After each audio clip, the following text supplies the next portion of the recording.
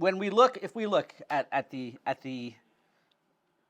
text and the Tefillah of Yom Kippur, so the one prayer that I think really stands out and is the dominant theme of Yom Kippur, I think I did a quick count on my way down how many times we say it over the course of Yom Kippur. We say it almost 9 times, and that is the vidui, what's known as the confession is I think the English translation. Although vidui is a much more powerful term, and sometimes the term in Hebrew just has much more power than when you translate it into English. So I wanted to spend most of our time talking a little bit about the vidui tefillah, and then hopefully at the end we'll share some other ideas regarding the tefillah of Yom Kippur in general. So first I'd like to just discuss a little bit where does the concept of the vidui come from? What is the source for the idea of a confession as part of the tshuva process, and then also to take a little bit of a deeper dive into the text of the vidui that we say over the course of Yom Kippur. So the concept of the vidui actually starts from a pasuk in the Torah. The Torah in source number 1, when the Torah is describing the process of a person bringing korbanot, bringing a sacrifice resulting from sin, so the Torah describes what a person needs to do as part of that process. Right? Source number 1, Daber el bnei Yisrael. Ish o isha ki ya'asu mikol chatot ha'adam lim'ol ma'al ba'ashem ve'ashma ha'nefesh hahi. If a person, a man or a woman, were to do one of the sins that creates some kind of a rebellion against HaKadosh Baruch Hu, and he becomes guilty, again, without getting into the details of specifically this sin, what sins were shayach specifically to the Korban Asham, which is being discussed here, there's a process here of repairing as a result of sin. Says the Torah, V'hitvadu et chatatam asher asu, v'hishiv et ashamo barosho v'chamishito Yosef alav, v'natan la'asher ashamlo. So says the Torah, part of the process is he needs to confess. He needs to confess the sin, or they should confess the sin that they do. They also have to pay back a certain amount of money to restore some of the nezek, some of the damage that had been caused. But part of the tshuva process, part of the process of repairing as a result of sin, involves an actual verbal confession. Okay, we see this as well, not just when it comes to korbanot, but we also see that that this is true of any sin in general. If we look at sources number 2 and number 3, the Rambam in describing in Hilchot Tshuva, describing the process of tshuva, the process of returning or the process of repairing a relationship, notes very, very clearly that part of that process is a step called vidui. Source number 2. Kol mitzvah shebat Torah, or kol mitzvot shebat Torah, sorry. Any mitzvot in the Torah, bein aseh, bein lo ta'aseh, whether it's a positive commandment that one refrains from doing, or a negative commandment that one violates, im avar adam alachat mehem, if a person violates one of these mitzvot, bein bizadon, bein bishgaga, whether it's done on purpose or by accident, kishe ya'aseh tshuva, when he does tshuva, v'yashuv micheto, and he returns or tries to repair from his sin, chayav lehitvadot lifnei ha'el baruch hu. He needs to go through some kind of a process of confession in front of God. Shene'emar, as the pasuk says, and it quotes our pasuk in Parshat Bamidbar. V'hitvadu et achatatam asher asa ze vidui dvarim. This is what's called verbal confession. Continues the Rambam. Vidui ze mitzvah. I say this is a positive commandment. There's an actual mitzvah to confess as part of the process of repentance. Ketzad mitvadin. How exactly should I go through that process? What do I say? Says the Rambam, you say the following, Omer, Ana Hashem, please Hashem, chatati, aviti, pashati, I've sinned. There's different ways to describe the process of sin. I've sinned in front of you. Vasiti kach vechach, I did sin X, Y, or Z. Vahareni chamti uboshti, and I regret it, and I'm embarrassed. B'masai, my actions, ula olam eni choser ledavar zeh, and I'm not going to return to do it. Zeh ikaro shel vidui. That is the main process of vidui. So the Rambam has actually highlighted a few different aspects to the vidui. The vidui that the Rambam here notes actually involves a couple of steps. Step number 1 is to say, this is what I did. Step number 2 is to say, I'm sorry that I did it. And step number 3 is, I resolve not to do it again. And what the Rambam is doing is outlining the various steps of tshuva that is part of, in general, the Rambam's outlook on tshuva. If you look at source number 3, the Rambam once again, in Perek Bet of Hilchot Tshuva, again highlights the importance of vidui. Umahi hatshuva. What is tshuva, says the Rambam? Hu sheya'azov hachote. The person should leave chet'o, his sin, v'yasiru mimachshavto, and he should remove the sin from his mind. V'yigmor b'libo shelo yaseu od, and he should resolve internally not to do it again. Shene'emar yazov rasha darko, as the pasuk says, that a person should leave the path of sin. V'chein yitnachem al she'avar, and he should regret what he had done. Shene'emar ki acharei shuvi nichamti, because after I have returned, I've regretted what I've done. V'ya'id alav yodea ta'alumot shelo yashuv lazeh hachet le'olam. And if he goes through this process, says the Rambam, then HaKadosh Baruch Hu will testify. It's like that he will not, that the sinner will not sin again. Shene'emar v'lo nomar od Elokeinu l'ma'aseh yadenu. V'chulei. And finishes the Rambam, v'tzarich lehitvadot bisvatav v'lomar inyanot elu shegamar b'libo. And says the Rambam, it's crucial that all of these parts that we just talked about, that the Rambam said you need to think about and you need to resolve to do, that you also verbalize all of them. Now, there's a tremendous amount that is discussed regarding this Rambam, why the Rambam mentions it in two different places, the different stages of tshuva, the order. Why does the Rambam here switch the order? He seems to say first stop doing it and then regret it. What about shouldn't I regret it first and then stop doing it? So there's a lot to talk about. We're not going to get into all of those details because that's not our issue. What is clear for the Rambam, and this is true, many of the Mefarshim point this out for the Rambam, that for the Rambam, central to the tshuva process is the concept of vidui, the concept of confession. However, one thing that's important to note is that until now, we haven't even gotten to Rosh Hashanah, Yom Kippur, or anything like that. So far, our conversation about vidui has not been referring to any specific time period. It's been referring to the process of tshuva. Now, is tshuva only relevant on Rosh Hashanah and Yom Kippur and the Seres Yimei Tshuva? No. Tshuva is actually something that's relevant throughout the year. Whenever a person sins, then a person needs to repair that relationship. A person needs to do tshuva. If in December I sin X, Y, or Z, I don't necessarily need to wait until the following Elul to all of a sudden feel bad for what I've done. Immediately I should feel bad for what I've done, and I should go through that tshuva process. And then the question becomes, well, then what is what is tshuva during Aseret Yemei Tshuva? We'll get to that hopefully soon. But it's important to note that the process of tshuva is not limited to this time period. It's just enhanced, or perhaps more crucial during this time period.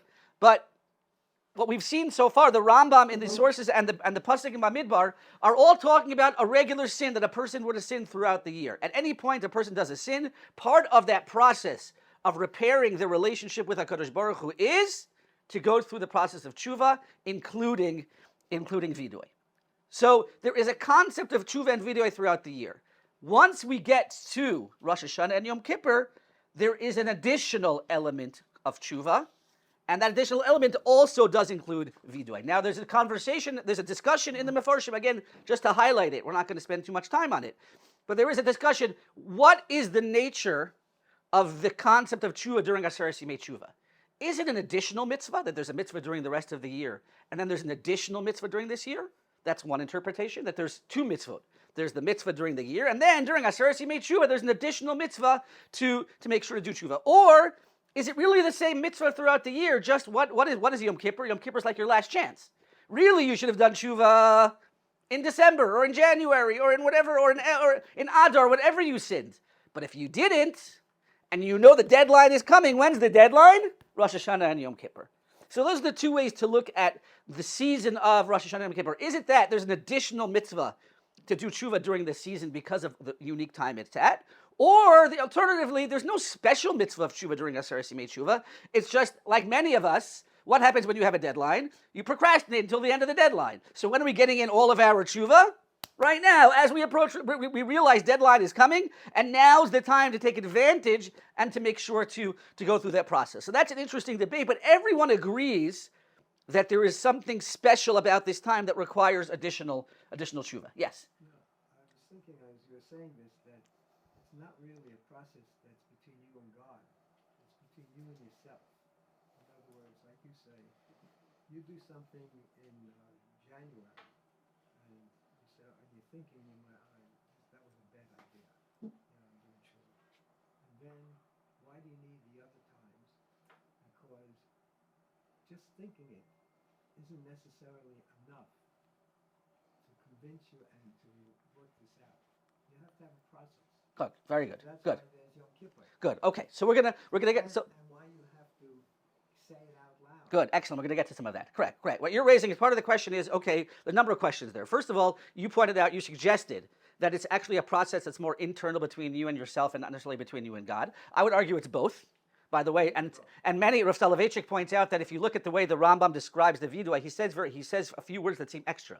The Rambam in source number 2 said, or I don't remember if it was source number 2 or 3, says, you have to be litvadot lifnei Akel HaKadosh Baruch Hu. Says the Rambam, who else are you going to be confessing in front of? So says the Rav Soloveitchik, it's to stress that this needs to be part of a relationship with HaKadosh Baruch Hu, but you are correct that it's also very much an internal process. And one of the things we're going to have to also ask is why it needs to be verbal.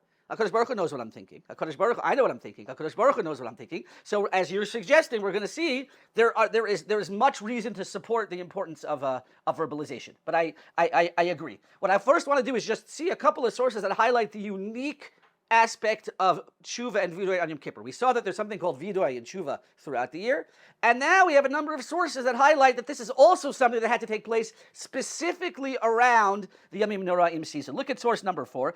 Source number 4 is the Mishnah in Yuma. The Mishnah in Yuma is describing, most of Masechet Yuma describes the avoda of the Kohen in the Beit HaMikdash. Part and parcel to the avoda of the Kohen in the Beit HaMikdash was that the Kohen did the process of vidui a number of different times throughout the day. According to the way the Mishnah describes it, the first time was for the Kohen and his family. The second time was a vidui for all of the Kohanim. And the third time was a vidui that was specifically for all of Am Yisrael. So look at source number 4. This is describing that third vidui. Balo etzel sa'ir hamishtaleach. The Kohen would come to the sheep that was about to be sent out to Azazel. So mech shtei yadav alav, he places his 2 hands on the sa'ir hamishtalech, umitvadeh, and he does the vidui. V'kach haya omer, and this is the text of the vidui. Ana Hashem, please Hashem, avu, pashu, chatu. They have sinned. Again, 3 different descriptions of sin.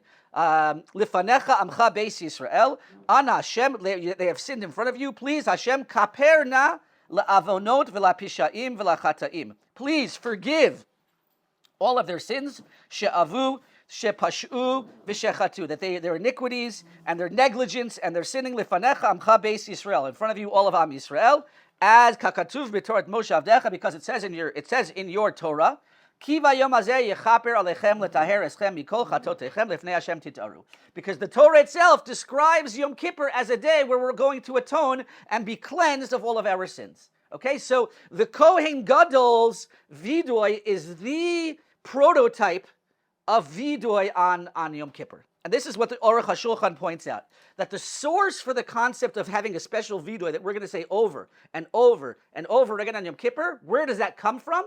It comes from the vidui of the Kohen Gadol. Look at source number 5. Kvar nitba'er, the siman taf reish gimel, we've already explained in the earlier siman, dilit shuva tzarich vidui, that shuva needs to have a verbalization of confession.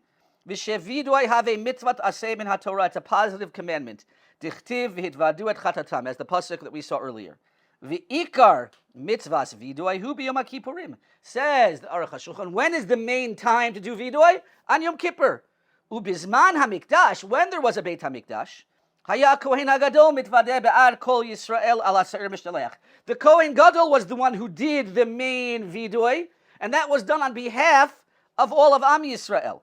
Kedichtiv v'hitvada alav et kol avonot b'nei Yisrael. That was what was done. Continues the Aruch HaShulchan, v'lachein, therefore, because that was the prototype of vidui, and nowadays we don't have that avoda, kol echad chayav lehitvadot b'yom HaKippurim b'chol tefillah min hatefillot. As a commemoration and also to fill in the gap of what's missing. We don't have the Kohen standing in the Beit HaMikdash, the holiest person on the holiest day, in the holiest place, doing the vidui. We then now need to step in and do that vidui process throughout Yom Kippur. Yes? At the time of the Beit HaMikdash, if the Kohen did the vidui on our behalf, were we doing it as well? Why do I need to do it myself? So it's an excellent question, and the answer is, I don't know what Yom Kippur looked like, and whether or not. Well, I would say the following, the way I understand it. Again, don't forget, there's the vidui that needs to be done throughout the year. You do a sin, you should always do it. You shouldn't wait. Meaning, if a person sins in Kislev, to say I'm going to wait until the vidui of the Kohen Gadol, the next Elul, the next Tishrei, means you don't appreciate what happened in the result of your sin. So in terms of the need to do a vidoy throughout the year for any sin you did, that's because when you have a relationship that's broken, you don't wait 10 months to fix it. You should fix it, and you should repair it right away. Regarding the specific vidoy that was done on Yom Kippur, so the question that I think you're asking is if the Kohen was doing it, so did we do it as well? And it's an excellent question, and the answer is I don't know. I don't know. What I do know is as follows. I would just add the following, and this is a beautiful idea that I was going to mention later, but I think is important. There are 2 times, and it's just relevant to what you're saying. There are 2 times of the year. This is an idea that Rav Soloveitchik suggests. There are 2 times of the year where part of the actual liturgy includes the singing of Lishana Haba B'Yerushalayim HaBenuya. 2 times that we sing it many other times during the year, but the 2 times of the year are Yom Kippur, at the end of Yom Kippur, right? In the actual set, Lishana Haba B'Yerushalayim. What's the second time? Pesach. Says Soloveitchik, why those 2 times? So Soloveitchik suggests the following idea. He said if there were 2 days of the year that the inherent nature of that day has shifted dramatically as a result of the loss of the Beit HaMikdash, it would be Pesach night and it would be Yom Kippur. When there was a Beit HaMikdash, everything revolved on Yom Kippur around the Avodah. Was everyone in shul? I assume there was some tefillah. I assume it was somewhat different, but it was not like it looks today. It wasn't like everyone went to shul and the Kohen just did his thing and whoever was there was there. Many people came to see the avoda. The avoda of the Kohen Gadol on Yom Kippur was the center piece to everything that happened on Yom Kippur. The nature of Yom Kippur has dramatically changed today because of a lack of Beit HaMikdash. Says Soloveitchik, the same thing is true on Pesach. On Pesach, what we do now in our Seder is modeled after the family meal that they had on Pesach night, but everyone had it where? In Yerushalayim and surrounding Yerushalayim. Then everything revolved around the Korban Pesach. So it says for Soloveitchik, the 2 days of the year that we miss the Beit HaMikdash the most are Yom Kippur and Yom Kippur and our Pesach night, and that's why we include Lishan Haba B'Yerushalayim specifically on those days. So what I'm just pointing out, and I'm bringing that as an idea, is that I don't know what Yom Kippur looked like in the times of the Beit HaMikdash. Was there tefillah? I'm sure there was. Was it as dominant in the same way? I don't know. And it could also be that again, part of us achieving that atonement from the Kohen might have required us to be a part of the nation and a part of what's going on, and that might have required us also to have some level of personal vidoy as well. Sins that I wasn't aware that I did. True. Agreed. Absolutely. Meaning there's a lot more there. Yes. Okay. So I see a few questions. Well. Also, we can't bring korbanos today. Correct. Absolutely. On Yom Kippur, but we can't bring it all. Absolutely. Correct. Meaning there's a lot missing, but the 2 days where like our focus. If you ask most people what's Yom Kippur about today, davening in shul. That's not what Yom Kippur looked like. On Sukkot looked similar. Everyone built a sukkah. Okay, Shavuos was actually very unique because a lot of it developed in minhagim. But much of what we do, so Yom Kippur specifically changed, and they think the Pesach night. Pesach night used to be we always go to Yerushalayim with our Korban Pesach. That's anywhere close to what we have now. So it's just a dramatic change. Yes, and then we'll take. When you say all, there's like 9 million just in Israel. There's 6 million or 9 million people living here, plus everyone in Chutz La'aretz. So it's kind of turned out to have, it wasn't impossible that everybody had to come. The practical aspect I'm not going to get into. It's a good question. I don't know. I don't know. No, but because being was such an important highlight of the whole thing. I agree. There are practical questions to how we all fit. I mean, there are midrashim that talk about midrashim Gemaras that talk about how miraculously there was room for. I don't have an answer to that question. I agree, it's a question. How did they all fit back then? I don't know the answer to that question. But that doesn't take away from what was and what we hope will be. I don't know. Part of the reason there are these 2 points, one is the Kohen and one the people, is because the Kohen gives you an idea of what to do. But you're not just doing tshuva, you're not just saying, I'm sorry for what I did. You actually need to make a plan. Of course. Absolutely. And to make a plan, you have to make a commitment internally and externally. Absolutely. By saying and verbalizing. Absolutely. We all know it's hard to change our behavior. Absolutely. Good. And we're going to touch on some of that as well. Okay, so what we've established though here, ladies and gentlemen, is that we have this tshuva during the rest of the year, and then we have this thing called tshuva and vidoy specific to Yom Kippur. Now, what is the text? We know what the text in the Mishnah was. The text in the Mishnah, what the Kohen used to say on Yom Kippur. We know what they had. Now, what should our vidui? Now there is no Beit HaMikdash, there is no Kohen to say the vidui for us, and we also have to say our own vidui. What should that text look like? So the Gemara in source number 6 actually discusses what is the text? What should the text of our vidui be? And it raises a number of different options, which I thought are very, very interesting. We're going to see a few of them. My Amar, meaning what should a person say? What should be, source number 6, the text of the vidui? Amar Rav, says Rav, it should be, Ata Yodea Razei Olam. You know the secrets of the world, meaning you know everything that's happening. By the way, that might sound familiar. That is part of our text. That's not the main vidui. We do say that as part of our Amidah, both on, certainly on Yom Kippur. I don't remember if it's in Rosh Hashanah. Ushmuel Amar, Mima Amakei Halev, from the depths of our heart. Okay, these are highlighting different aspects of that are important. V'Levi Amar, Uvitoratcha Kasuv Lemor. In the Torah, it says the following. Again, these are highlighting different. It's interesting, but the most important part for us is to go to the bottom. Amar Marzutra. Marzutra makes the following, and this is the concluding opinion as to what should be including. It's the part that's underlined. 3 lines from the bottom, the part that's underlined. Amar Marzutra. Lo Amran. All those other opinions about what you should say as part of the vidui, they were only saying that Ela de lo Amar aval anachnu chatanu. Aval Amar aval anachnu chatanu sulo tzarich. Says Amemar, all those other opinions of what you need to say, that was all if you haven't yet said the following words. But we have sinned. Once you say those words, aval anachnu chatanu, we have sinned, you don't need to say anything else. That is the crux, says Marzutra. That is if I had to pick the defining note, the defining idea of vidui, it is aval anachnu chatanu. We have sinned. I was once standing in front of Shmuel, Yossi, and he was sitting, One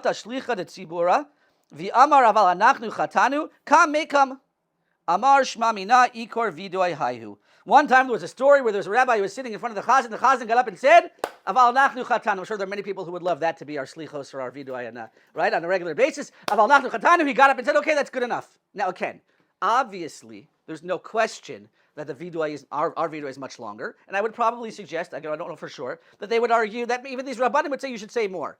What they're trying to do here is not just say what words you have to say as a magic formula. They're trying to capture what is meant to be the main essence of the vidui.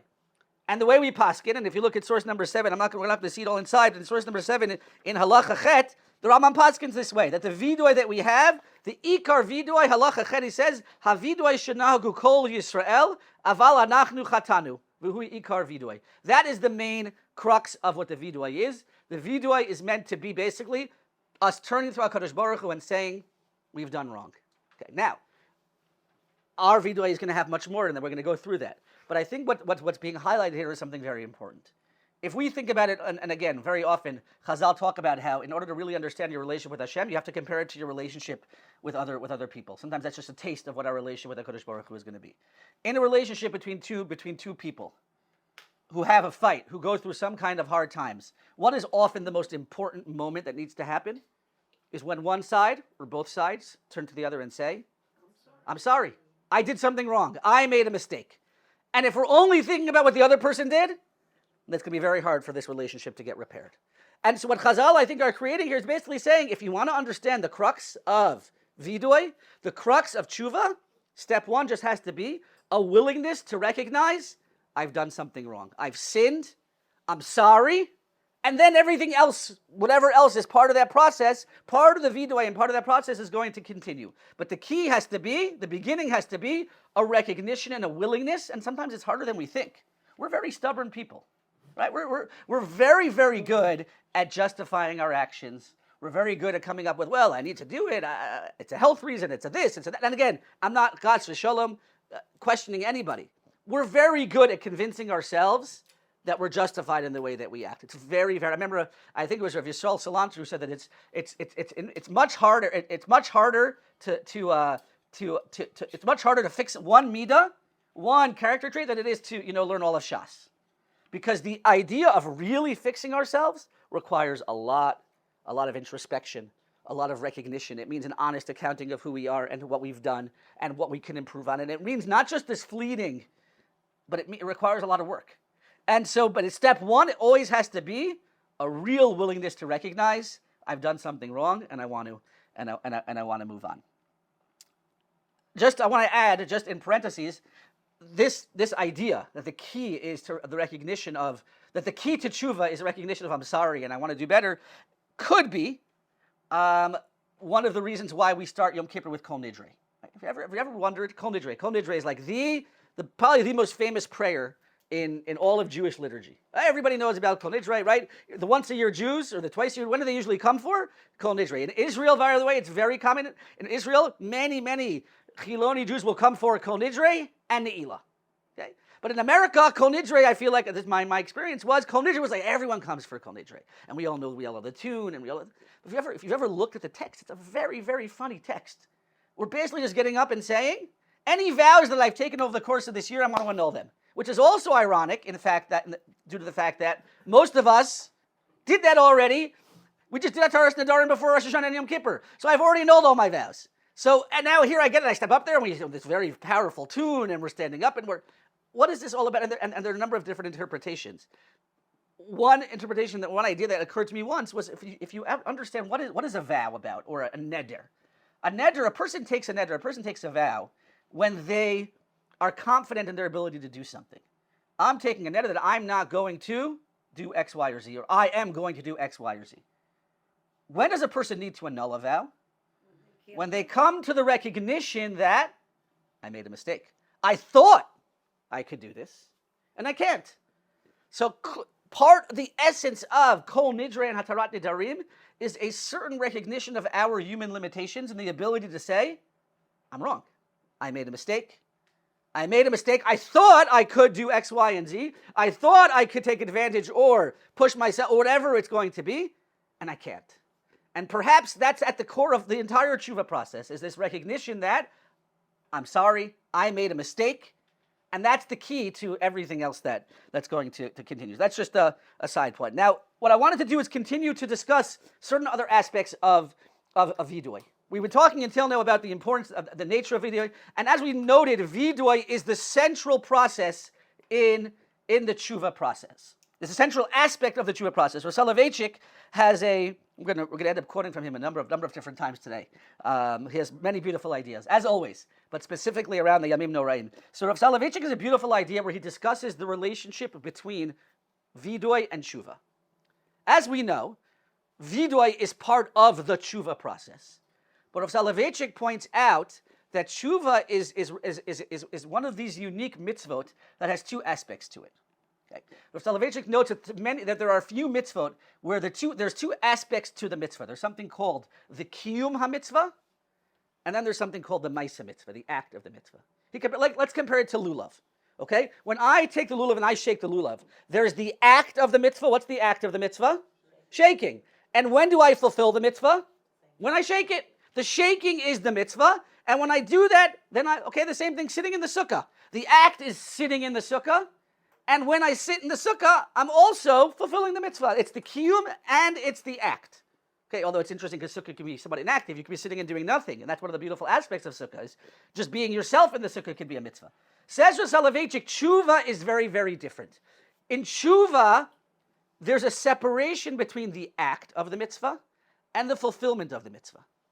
What's the act of the mitzvah, says Rav Soloveitchik? The act is the vidui.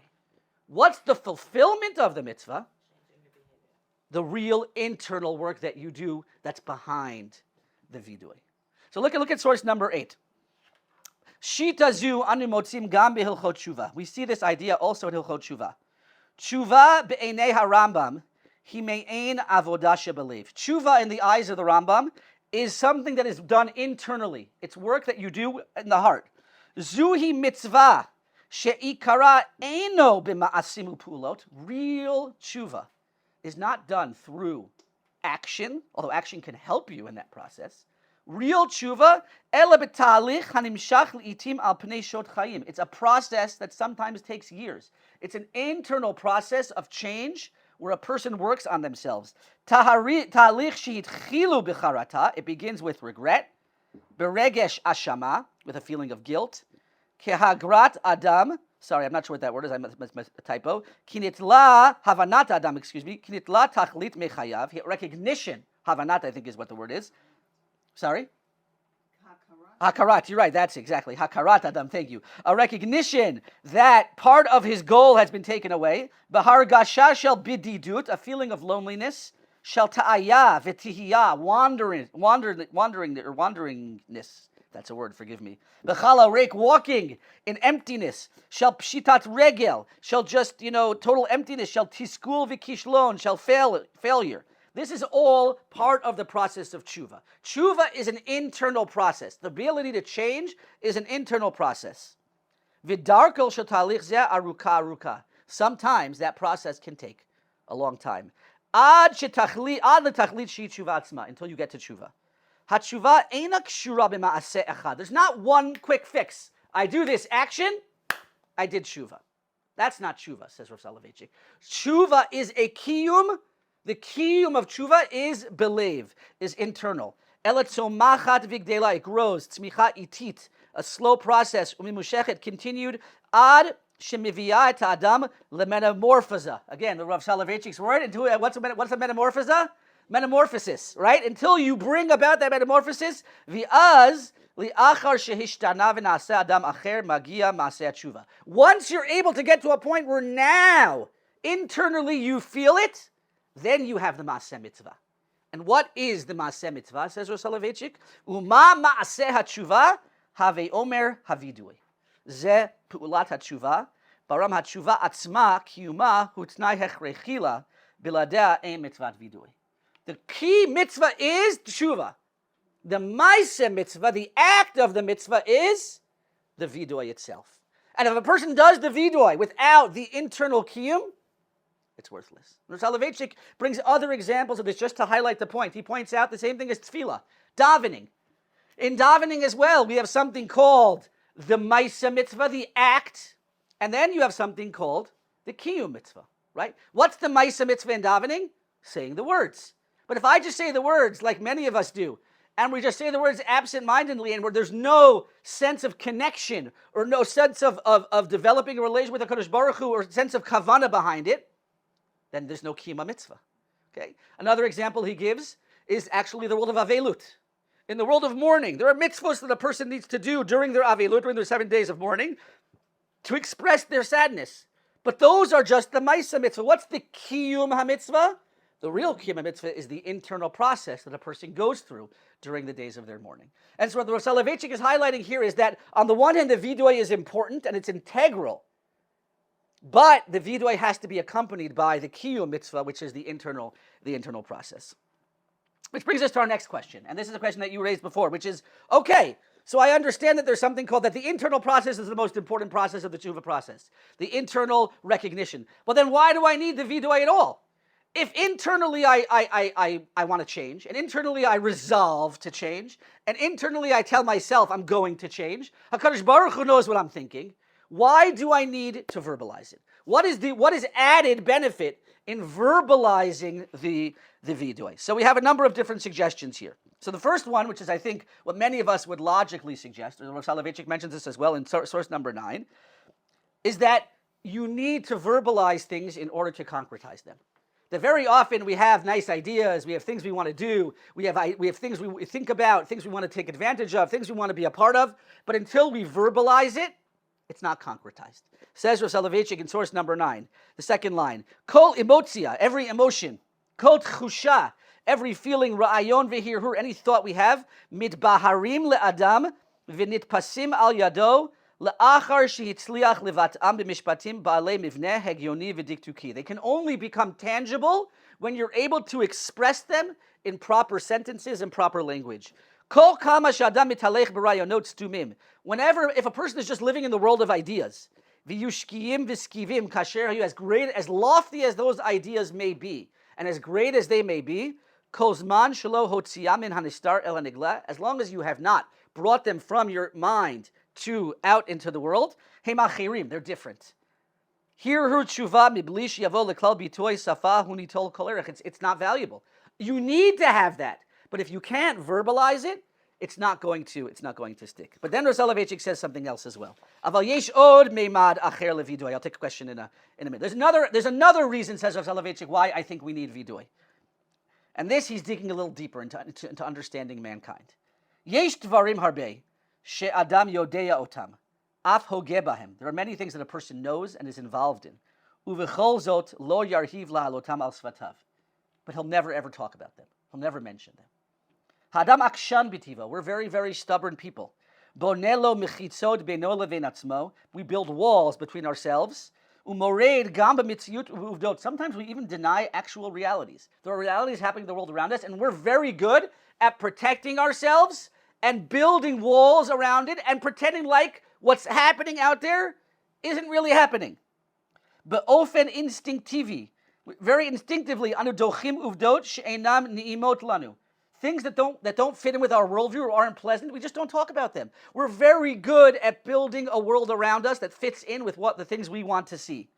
Elokim bara be'adam managnon shel hagana atzmit ha'me'afsher lo lehitalei min ha'uvdot. God enabled man, built man with a certain ability to it's actually a protective thing, to protect ourselves by hiding or pretending like things aren't as they are. Livroach min ha'mitziyut, to run away from reality. Velo lahakir ba, velo lirot dvarim kemot shehem, not to recognize them and not to see them as they are. Yesh adam yodea be'al kol safek ki chata ve'echti et matrat chayav. Many people know deep down, I've done this wrong. I'm not so good at this. I could improve in this area. These are things that we know deep down, but we justify. But we convince ourselves otherwise. He bagad kol erchav. He has all of his values. He has. Sorry, I'm losing my words. But he has opposed. There's another betrayed his values. That's bagad. Hu yodea lama. He knows why. Deep down, many of us know why. Ach eno muchan lomar zot b'fem malei. But he's not willing to say it. He's not willing to verbalize it. O lishmoa zot, or to hear it from other people. Beino levin atzmo bochian nafsho b'mistarim. Deep down, at night he cries, and he knows it. Ach leor hayom, but in the daytime, be'enei achirim, in front of others, hu sameach b'tov lev, you act as if there's nothing wrong. We're not willing to actually discuss it. Havidui machriach et hadam. Vidui forces a person. Toch yisurim atzrim, in a painful way, quote unquote. Lahakir be'uvdot kipshuto, levate b'vihirut ha'emet kemot shehu. To recognize what's going on around you and to express it clearly as it is. Yesh bekach lo rak mishum charata. This isn't just regret. Ela gam mishum busha. Sorry, that's a typo. It's actually embarrassment. Lehistakel le'emet b'fnim. To look the truth in the eye. Yashar le'inayim, straight in the eye. Lehabit nichocha, to look very directly. Lishpor et managnon hahagana atmit, to break down those walls or that what we've built of self-protection. Linatet et hamechitza melachutiyut, to break down this fake wall. Lalechet nega teva hadam hamitzuva alav lehechaveu lahistater, to go against our nature, which is to run away and to hide from this. Likroat hamasvet, take off the mask.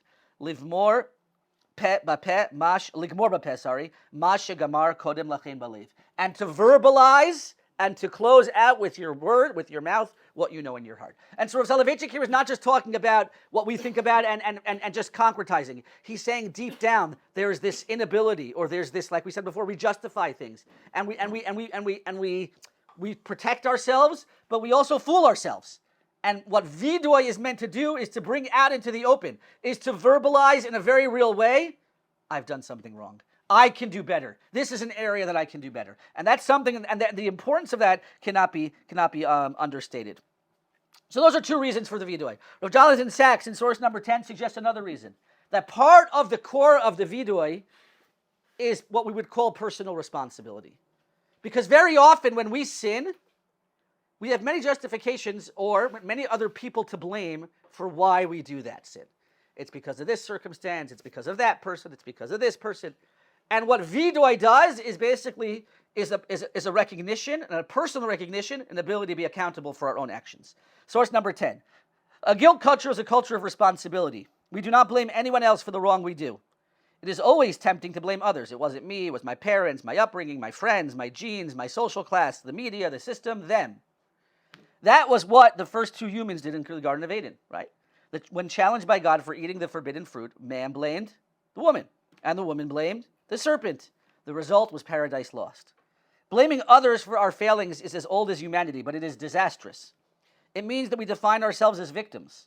A culture of victimhood wins the compassion of others, but at too high a cost. It incubates feelings of resentment, humiliation, grievance, and grudge. It leads people to rage against the world instead of taking steps to mend it. Jews have suffered much, but Yom Kippur prevents us from ever defining ourselves as victims. As we confess our sins, we blame no one but ourselves. That is demanding psychologically and spiritually, yet is the price we must pay for our freedom. And the truth is that this is something that I think many of us can relate to in general. The world around us now, the world society around us is very much, there's the victim culture, right? It's all about victimhood and it's all about blaming other people for our realities. And I'm not looking to get political in any way, shape, or form, but this is very pervasive. It's very common for people to get up and even in the court of law to say, I did this, but it's not my fault. It's because of X, Y, and Z. It was somebody else did it, or because of this, or because of that. And in Judaism, we believe in personal responsibility and personal accountability. We do recognize that other factors will sometimes impact us, but that's not what we're looking to do on Yom Kippur. On Yom Kippur, we're looking to say, Ein hadavar taloi ela bi. Rav Doron Perez, we're not going to see it inside. Rav Doron Perez, I brought it for you. And again, that booklet, Rav Doron Perez is the head of Mizrahi, whose son, Daniel Perez, was a soldier whose body is still taken captive. He was killed, unfortunately, on October 7th. And he also writes about how this is actually something that we saw in the society of Israeli society before October 7th. It was everybody blaming everybody else. It was all about, it's their fault, that what's wrong with this country is because of them and because of them. And when we do that, we don't solve any problems. It's our willingness to look at ourselves and to say, what can I do better, that is part of just being successful as a society. And the truth is that this is really... It really reminds us, and as Rav Doron mentions very, very, very directly, we look at source number 12, the well-known story of Rabbi Eliezer ben Dordaya. I'm not going to see the whole story inside. Rabbi Eliezer ben Dordaya famously was the worst human being on earth. He had committed every single sin that could be committed. There was not one prostitute in the world that he had not pursued and slept with. That's what the Gemara tells us. At some point during that process, he comes to the recognition that he's done something wrong, and in fact, one of the women say Eliezer Dordaya can no longer do tshuva, and all of a sudden that creates a crisis in his head, and he begins the process of doing tshuva. But here's the key: what does he do? How does he begin the process of doing tshuva? He goes to all the different places around him. He goes to the mountains. So the Gemara tells us. That first he approached the mountains, and he said to the mountains, "Please pray that God should forgive me." And the mountain turns to him and said, "We have to worry about ourselves. We can't worry about you. We have to daven for ourselves." He then turns to the sun and the moon, and he says, "Please ask for forgiveness." And they say, "We also have to worry about ourselves. We're not going to worry about you." And then he turns to the stars, and he turns to the constellations, and he says, "Please daven for me to Hashem." And they say, "We have to daven to Hashem for ourselves, not for you." And at some point, Rabbi Eliezer ben Dordaya says, and this is the key line, 2 lines from the bottom, the second half of the line, Amar ein hadavar taloi ela bi. The tshuva process, the process of tshuva, of returning to Hashem, is dependent upon only one person, and that is me. And then he says, "Hayiniach rosho ben birkav." He put his head between his knees, v'ga'a u'bichia, and he started crying incessantly, ad shiyatzda nishmato, until his neshama left him. Yasa bas kol, a bas kol from heaven came up and said, "Rav Eliezer ben Dordaya muzuman lechaye olam haba," is invited to heaven. Now, for us, getting into his ability to do tshuva so quickly, it's an interesting discussion. But the key is that line: Ein hadavar taloi ela bi. When we do vidui, what we're reminding ourselves and we're reminding everybody is that when it comes to vidui, it's about us. Tshuva is a process where we're not asking about why all the other reasons and all the other people who caused us to sin. It's about us and why have we sinned and what can we do to improve that process. Another important aspect that I want to highlight for you and share with you regarding the vidui, before we start to discuss a little bit of the text of the vidui and get into more details in the text of the vidui. Rav Soloveitchik has another beautiful idea where he notes that the word vidui is also found in the Torah, not just in the context of korbanot and confession of a sin, but in another context entirely. And that actually is in Parshat Kitavo, something called vidui bikurim. Bikurim is the mitzvah of bringing the first fruits. And the Torah commands us that when a person brings the first fruits to the Beit HaMikdash, he comes, and then he does something called vidui bikurim, a confession of the bikurim. What does he do? He gives a little bit of a history lesson. He talks about the Jews were in Mitzrayim, and they were oppressed, and God took them out, etc. And Rav Soloveitchik says, wait a second, I don't understand. vidui is confession of our sins. What does vidui have to do with the bikurim? What do those psukim that I'm saying have to do with the process of confession? Says Soloveitchik, vidui doesn't necessarily mean confession only in the negative context. Vidui means, says Soloveitchik, taking an honest accounting of where you are in life. And that can be true, says Soloveitchik, not just in the negative, but even in the positive. And this is an important point. Because until now we've been talking about, and Rav Soloveitchik has been describing how beautifully the importance of how tshuva can be done, how vidui brings us to personal responsibility, personal accountability, recognition of all the things we've done wrong. But says Rav Soloveitchik, and this is also true, this is quoted in Rav Kook as well, when a person does the Ashamnu Baganu on Yom Kippur and talks about his sins, he should not only be focusing on his sins, he should also be focusing on the things he thinks he's done well. Because vidui, when we talk about our relationship with HaKadosh Baruch Hu, is an honest accounting of who we are. And that's why vidui bikurim is called vidui bikurim. Because when the person brings the bikurim, he's supposed to proclaim the history and the entire past of his people as he's bringing the bikurim. Vidui does not simply mean confession of negative things. It also means a confession or an accounting of who we are and what we can be. And so Yom Kippur, should there be a focus on how we can improve ourselves? Absolutely. But there's no question that part of that process should also be, these are the things that I think I've done well, and maybe I can figure out how to do it better. Or maybe I could do more of that. Or maybe I could push myself in this. Again, it has an honest accounting. In fact, I believe that it was Rav Kook who was quoted as saying that there should be a positive version of the Ashamnu Bagadnu. It shouldn't just be we've done this wrong and that wrong. It should also be we've done this well. And I think someone did come up with a text. I've seen it out there. But each person can, in their own way, put together that text where a recognition of these are some things that I think I've done well, HaKadosh Baruch Hu. Give me credit for them, and I'm hoping that I'll be able to improve. That's part of this process of vidui. And the proof, says Rav Soloveitchik, is that the phrase vidui is not only used within the context of sin, but in other contexts as well.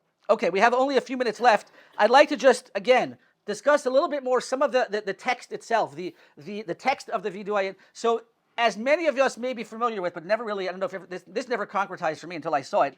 There's actually two viduis that we say every time we say the vidui. As I mentioned, we say the vidui almost 9 times over the course of Yom Kippur, starting with Erev Yom Kippur, then we have it twice in Mariv, once during our silent Shemona Esrei, once during Chazar, or not Chazar the Shatz, during the Chazin, then twice in Shacharis, twice in Musaf, twice in Mincha, and then the Ila as well, twice in Ila. So maybe even 10, no, 11, including, if you include, 9 times if you include Erev Yom Kippur. But, or maybe even more. But each part of the vidui has actually 2. There's one called the vidui katsar, and then there's what's called the vidui aruch. The vidui katsar is what we've been saying in Slichot until now. Ashamnu, Baganu, Gazalnu. That's short. That's why it's called the vidui katsar. The vidui aruch is the al chet shechatanu lefanecha b'ones u'b'ratzon, al chet shechatanu. There are different processes. Now, Rav Soloveitchik, we're not going to see this inside again because of time, but you can look at it yourselves. Rav Soloveitchik notes or suggests that not only is there a difference between the length, but there's actually a difference in the tone of these two viduis. The Ashamnu, Bagadnu, Gazalnu, we have sinned, we have done this, we've done that. He says that talks much more about persona. It's we are this, we are that. Almost defining, we're almost, as it says of Soloveitchik, we're coming and basically saying, I don't know where to start. I am like the vidui ha'aruch, says Rav Soloveitchik, it's very different. It's not we are, it's al chet shechatanu lefanecha with this. The sin, it's not as much about who we are, it's not defining us by it, it's about the process of recognizing that it's not who I am, rather, it's something I did. And Cesar Soloveitchik, he describes this, and he connects it to the different parts of the nefesh, doing tshuva, the different parts. Again, you can see it inside. But it's almost as if we begin the process looking at our sins and being like, oh my God, this is who I am. And then as we go on in that vidui process, we come to the recognition, wait a second, this might not be who I am, this is just what I've done. And therefore, we shift a little bit in how we approach the vidui. Other aspects that I wanted to mention, of course, is, yes. Just the fact that the language is in the plural. Yes, we're going to get yes. What do you make of that?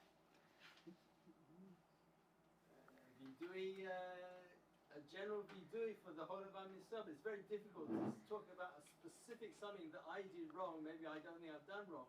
Correct. So correct. So there's two things about the vidui that make that both the long and the short that are true that make it seem like this is not this part of the text is not about specifying our personal sins, but is a much more general. Number one, it's aleph to taf, right? We go through the aleph base.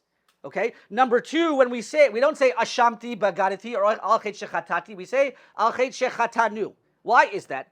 So again, the suggestion would seem to be, and there's a lot of different interpretations here, but the suggestion would seem to be, again, the aleph to taf, as we've talked about in other places, is to this expression of I've sinned in all different ways. I can't properly express all the different ways I've sinned. I've done the whole gamut. Aleph to taf, I've done everything. I've been involved in all different types. The ashamnu baganu, I think, again, it's meant to highlight that this text, the text that we say as part of the regular, is meant to be just something to elicit our emotion and our thought. Has every single one of us been midaber dofi? Maybe. Have we all done all the different things that are outlined there? Maybe, but not necessarily. But the point of this text is to elicit a certain emotion and a certain mindset. Now, it is true, by the way, and many poskim suggest that every person does sit before Yom Kippur and think about their own specific sins. If there are specific things that you think you should improve on, you can insert that. Usually it's inserted in the Vidui Aruch. Because the Vidui Aruch is we're talking about specific sins. So a person can make a personal list of things that they think they should best improve.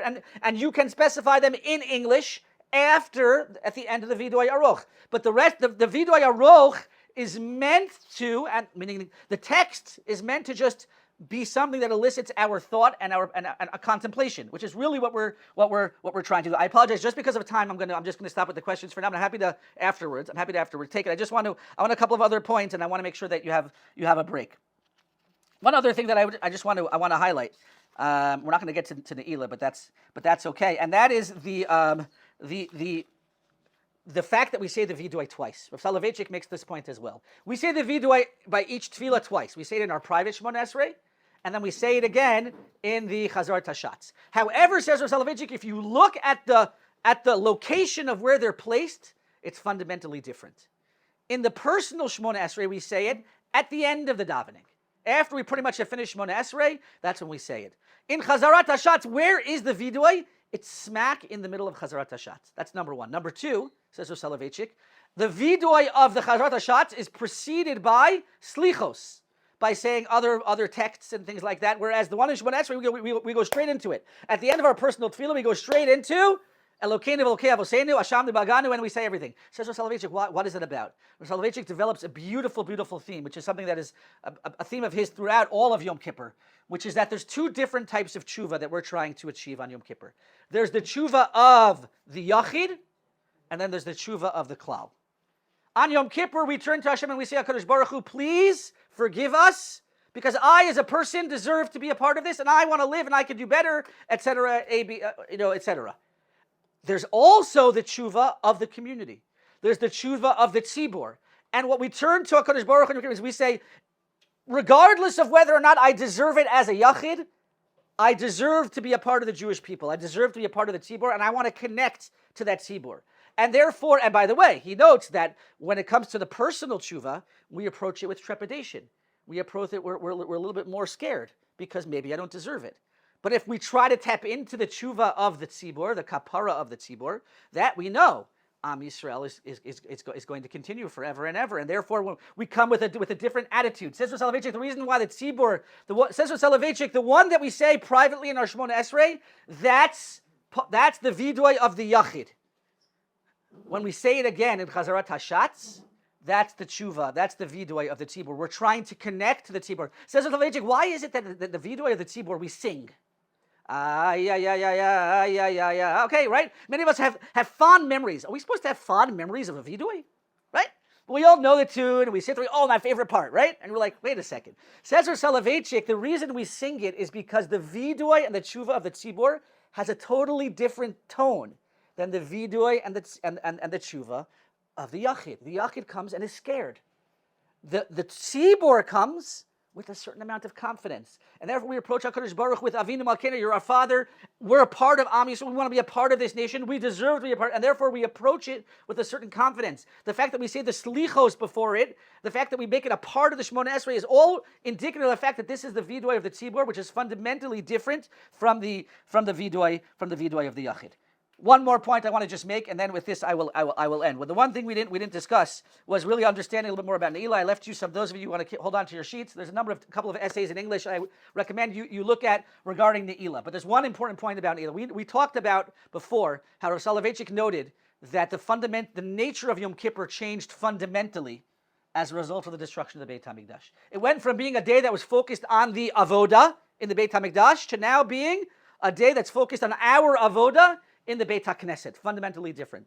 Says Rav Soloveitchik, there's an actual halachic expression of this, and that is the Tefillah of Ne'ilah. Tefillah of Ne'ilah, Yom Kippur is the day where we have the most amount of tefillot of the entire year. Because we insert Ne'ilah, which is a tefillah that we don't say at any other time of the year. Says Rav Soloveitchik, the Tefillah of Ne'ilah is what turns Yom Kippur into, halachically, it is called Yom Tefillah. With the destruction of the Beit HaMikdash, Ne'ilah was inserted, or has now become, the halachic expression of Yom Kippur being a day of tefillah. And there's an actual practical ramification. Says Rav Soloveitchik, what if a person, for whatever reason, let's say he was sick, didn't daven any of the other tefillot until Ne'ilah? He wasn't feeling well, right? The halacha says if you're not feeling well, if it's either be in shul or lie in bed and rest, you should be in bed and rest. If you can fast, again, everyone should consult their doctors and their rabbis. But right, the halach. But what if a person didn't say any of the other tefillot? He only gets up for Ne'ilah. Says Rav Soloveitchik, you can't daven Ne'ilah. The purpose of Ne'ilah is to take all the other tefillot that we've been davening of Yom Kippur and bring them up to heaven. Ne'ilah turns this into a day of tefillah, and the practical expression of that is that all the other tefillot are carried by Ne'ilah up to Shamayim. If a person doesn't daven any of the other tefillot and then wants to daven Ne'ilah, says Soloveitchik, it doesn't have meaning halachically. And what that shows us is that what Ne'ilah does is transforms this day, it's something we know, into the halachic day of Yom Tefillah. So hopefully our learning today, both understanding of the Vidoy and understanding the power of Ne'ilah, will lend some more meaning to our own tefillot for Yom Kippur. Wishing everybody a Gemar Chatima Tova.